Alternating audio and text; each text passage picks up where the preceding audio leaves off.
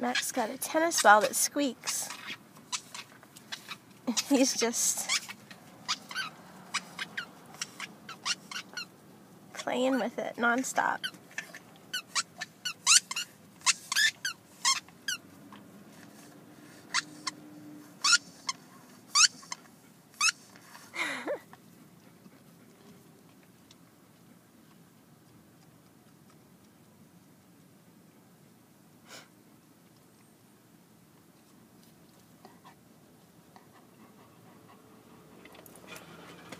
Uh-oh.